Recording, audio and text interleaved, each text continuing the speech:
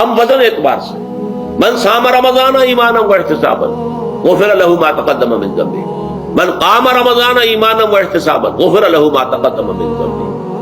اب سوال پیدا ہوتا ہے قیام اللیل سے مراد کیا ہے؟ یہاں پہ میں تراویح کی کا جو پس منظر ہے وہ بیان کر دینا چاہتا ہوں۔ دیکھیے جیسا کہ ہم نے خطبے میں بھی دیکھ لیا، اللہ نے قیام اللیل جو ہے اسے فرض نہیں ٹھہرایا تطوعا، قرآن مجید میں بھی اس کا کوئی ذکر نہیں، احادیث میں اس کی تشویق و ترغیب پوری موجود ہے۔ ایک اور حدیث بھی ہم بعد میں پڑھیں گے اس پر۔ اس کا پس منظر کیا تھا کہ اس کو چھوڑ دیا گیا۔ اب ظاہر بات ہے مسلمانوں میں کمزور بھی ہیں، مسلمانوں میں وہ مزدوری کرنے والے بھی ہیں، روزہ تو فرض ہے ان پر، چاہے مئی کا مہینہ ہے اور گندم کاٹنی ہے روزہ تو پھر بھی رکھنا ہوگا، یہ سب کچھ، لیکن یہ کہ رات کو پھر کھڑے رہنا ان کے لیے جاگنا ممکن نہیں، لہذا ان کے اوپر یہ چیز فرض نہیں۔ حضور نے تراویح کی نماز یا قیام اللیل نہ اسے فرض قرار دیا، نہ اس کے بعد جماعت کوئی اہتمام کیا مستقل، صرف 3 راتیں آپ نے جماعت کروائی ہے، اس میں 8 رکعتیں آپ نے پڑھی ہیں کہ جو آپ کا معمول تھا تہجد کا وہ پڑھی، اور تہجد کے وقت ہی جماعت کرائیے، یہ ہے وہ حدیث۔ اس کے علاوہ کسی نماز تراویح جو ہے جو ہم پڑھتے ہیں 20 رکعتیں عشاء کے ساتھ متصل، اس کا کوئی ذکر نہ دور نبوی میں ہے نہ دور صدیق اکبر میں ہے، یہ دور حضرت عمر کی خلافت میں ہوا ہے، اور ہم نہیں کہہ سکتے کتنے سال کے بعد ہوا ہے۔ حضرت عمر رضی اللہ تعالیٰ عنہ کی خلافت کا دور جو ہے وہ تو 10 برس ہے، ہو سکتا ہے 5 برس کے بعد ہوا ہو، 6 برس کے بعد ہوا ہو، 12 ہوا ہے ان کے عہد۔ حضرت عمر ایک مرتبہ مسجد میں داخل ہوئے، مسجد نبوی میں، تو دیکھا کہ کچھ لوگ 8 10 12 جو ہیں وہ ایک جو ہے حافظ کے پیچھے کھڑے ہوئے اور قرآن سن رہے، کچھ دوسرے کونے میں کھڑے ہیں، کچھ کہیں اور کھڑے ہیں، مختلف جماعتیں ہو رہی ہیں۔ تو انہوں نے سوچا کہ کیوں نہ ان سب کو ایک امام کے پیچھے جمع کر دیا جائے، اور اس کے لیے لوگوں کی سہولت کے لیے عشاء کے ساتھ متصل رکھ دیا جائے، اس لیے کہ تہجد کے وقت اٹھنا جو ہے وہ تو ہر کس و ناقص کا کام نہیں ہے، کہ عشاء کے بعد اگر تھوڑا سا اضافی وقت ہو صرف تو یہ ہر شخص کر لے گا، مزدور بھی کر لے گا۔ لہذا آپ نے یہ نظام تجویز فرمایا کہ عشاء کے متصلاً بعد 20 رکعت نماز پڑھی جائے اور ایک امام کے پیچھے پڑھی جائے۔ یہ گویا کہ اجتہاد ہے حضرت عمر رضی اللہ تعالی عنہ، اس کو آپ نے خود بدعت بھی قرار دیا ہے، لیکن بدعت حسنہ۔ بدعت کس اعتبار سے؟ لغوی اعتبار سے، نئی بات، اس لیے کہ حضور کے زمانے میں نہیں تھی، تو یہ اس طریقے سے ایک نئی بات ہے، لیکن یہ بات چونکہ بہت اچھی ہے، بہت عمدہ ہے۔ آپ جب یہ نظام چل پڑا تو ایک دن مسجد میں آئے، دیکھا کہ بڑی بھری مسجد ہے، صحابہ کھڑے ہیں اور ایک امام کے پیچھے قرآن سن رہے ہیں۔ آپ نے فرمایا نعم البدعۃ ھذہ، یہ جو ہم نے نئی بات شروع کی ہے یہ بہت اچھی ہے، بہت عمدہ ہے۔ اب یہاں سے فرق واقع ہو گیا ہے، ایک تو اہل تشیع جو ہے وہ تو ویسے ہی حضرت عمر سے بہت دشمنی رکھتے ہیں، عناد رکھتے ہیں، تو حضرت عمر کے اجتہادات سے انہیں نفرت ہے، انہیں دوری ہے، چاہے وہ کوئی سا بھی حضرت عمر کا اجتہاد ہو۔ ہمارے ہاں اہل حدیث حضرات بھی در حقیقت حضرت عمر یا کسی اور خلیفہ راشد کے فعل کو وہ سمجھتے ہیں کہ یہ ایگزیکٹو آرڈرز ہیں، یہ ہمیشہ کے لیے نہیں ہے۔ حضرت عمر نے اپنے دور میں ایک نظام قائم کیا، ان کے دور کے لیے ٹھیک تھا، یہ ہمیشہ کے لیے نہیں۔ ہمیشہ کے لیے وہ 8 ہی رکعتوں کے قائل ہیں، وہ تہجد والے، لیکن اس میں بہرحال انہوں نے بھی خود یہ اضافہ کیا ہے کہ وہ 8 رکعتیں وہ عشاء کے ساتھ متصل پڑھتے ہیں، تہجد کے وقت تو نہیں پڑھتے۔ اور حضور نے تو صرف 3 روز جو ہے وہ کرائی تھی جماعت، وہ لوگ 30 دن یا 29 دن پڑھ رہے ہیں، تو اضافہ تو انہوں نے بھی کر دیا، وہ نظام میں تبدیلی تو ہو گئی۔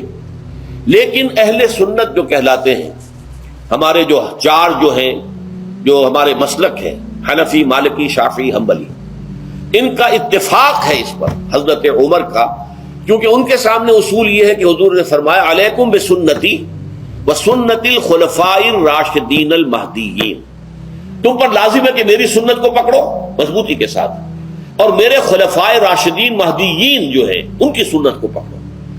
اس اصول سے یہ چاروں فقہ جو ہیں حضرت عمر کے اجتہادات جو ہیں ان کو بھی پابندی سمجھتے ہیں کہ تمام عمر کے لیے قیامت تک کے لیے امت مسلمہ پر ان کی پیروی لازم ہے، لہذا اس میں اجماع ہے۔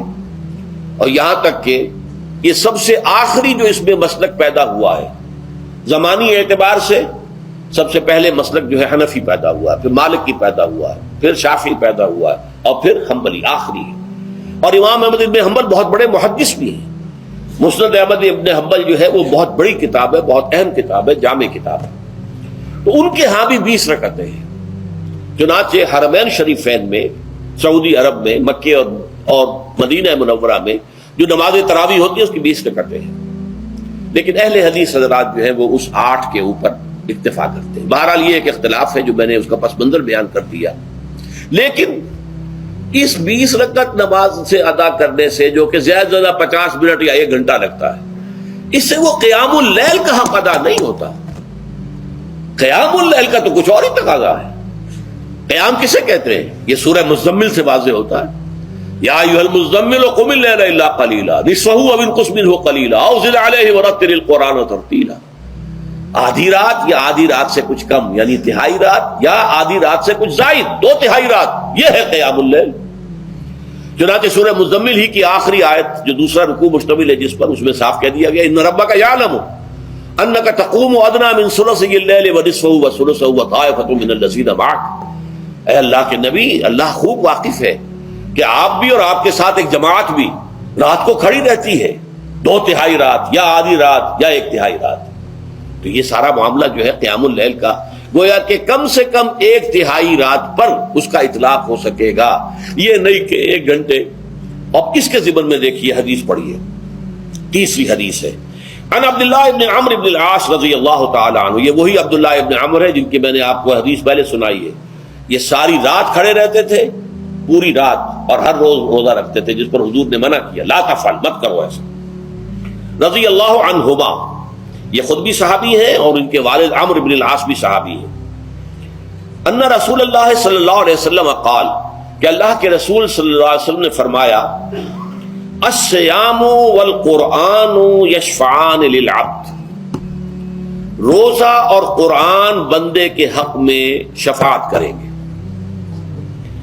یقول الصیام، روزہ ہی عرض کرے گا اللہ کی جناب میں، اے رب پروردگار، انی منعتہ الطعام والشہوات بالنہار، میں نے تیرے اس بندے کو دن کے دوران کھانے پینے سے اور اپنی شہوت کا تقاضا پورا کرنے سے روکے رکھا، یہ میری وجہ سے روکا رہا، تو میری شفاعت اس کے حق میں قبول فرما، فشفعنی فیہ، میری شفاعت اس کے حق میں قبول فرما۔ ویقول القرآن، قرآن کیا کہے گا؟ منعتہ النوم باللیل، میں نے اسے رات کے وقت سونے سے، نیند سے روکے رکھا، فشفعنی فیہ، تو اس کے حق میں میری شفاعت قبول فرما۔ حضور فرماتے فیشفعان، ان دونوں کی شفاعت قبول کی جائے گی۔ یہ ہے قیام اللیل۔ یہ قیام اللیل صرف تراویح کی نماز سے جو پڑھ لی جاتی ہے، اور ہمارے ہاں تو یہ ہے، وہاں کم سے کم یہ تو تھا، صحابہ کرام کھڑے ہوتے تھے تو جو قاری پڑھ رہا ہوتا تھا وہ ان کے دل میں اترتا جاتا تھا، اس کا مضمون اور مفہوم جو ہے وہ ان کو معلوم ہے، لہذا وہ اس کی زبان سے نکلا ہوا ہر لفظ ان کے قلب کی گہرائیوں تک اتر رہا ہے۔ یہاں تو یہ ہے پیرٹ لائک حافظ ہے، اسے خود پتہ نہیں میں کیا پڑھ رہا ہوں۔ اکثر حفاظ جو ہیں وہ عالم تو نہیں ہوتے، اور جو سن رہے ہیں انہیں کچھ پتہ نہیں ہم نے کیا سنا ہے، تو ٹھیک ہے، کم سے کم ثواب تو انہیں ملے گا کہ انہوں نے وقت نکالا ہے، 1 گھنٹہ ہی اضافی صحیح، لیکن بہرحال اس کا وقت تو انہوں نے نکالا ہے، محنت کی ہے، کھڑے رہے ہیں، ثواب ملے گا۔ لیکن جو مقصد ہے وہ حاصل نہیں ہوتا۔ اس مقصد کے حصول کے لیے اول تو قیام اللیل کی کم سے کم مدت 1/3۔ اگر کوئی شخص فرض کیجئے کہ اس کے ہاں کوئی اور انتظام نہیں ہے، جیسا کہ ہمارے ہاں ہم نے انتظام کیا ہے، بڑے بڑے شہروں میں دورہ ترجمہ قرآن، اس میں ہمیں 5 گھنٹے لگ جاتے ہیں، نصف شب کے قریب تری جو ہے معاملہ ہو جاتا ہے۔ اس میں کیا ہوتا ہے کہ ہر 4 رکعت سے پہلے جو اس کے اندر پڑھا جانا ہے حصہ قرآن کا، اس کا پہلے ہم مطالعہ کرتے ہیں بیٹھ کر، ترجمہ اور کچھ موٹے موٹے نکات کی جو ہے وضاحت، پھر کھڑے ہو گئے اور قاری صاحب کے پیچھے 4 رکعتوں کے اندر وہ 4 رکوع یا جتنے بھی ہیں پڑھ لی، سن لی، پھر بیٹھ گئے 4 کے بعد، پھر اگلی 4 رکعتوں کے اندر جو کچھ پڑھا جانے والا ہے اس کا ترجمہ، اس کی تفہیم ہو گئی، پھر کھڑے ہو گئے، پھر سن لیا۔ اس طریقے سے 5-6 گھنٹے میں تراویح ختم ہوئی، تو تراویح بھی ہو گئی، حضرت عمر کے اجتہاد پر عمل بھی ہو گیا، 20 تراویح ہو گئی، لیکن یہ ہے کہ اس کے ساتھ جو اصل غرض و غایت ہے قیام اللیل کی وہ بھی حاصل ہو گئی۔ یہ ہم نے 17 سال پہلے شروع کیا تھا یا 18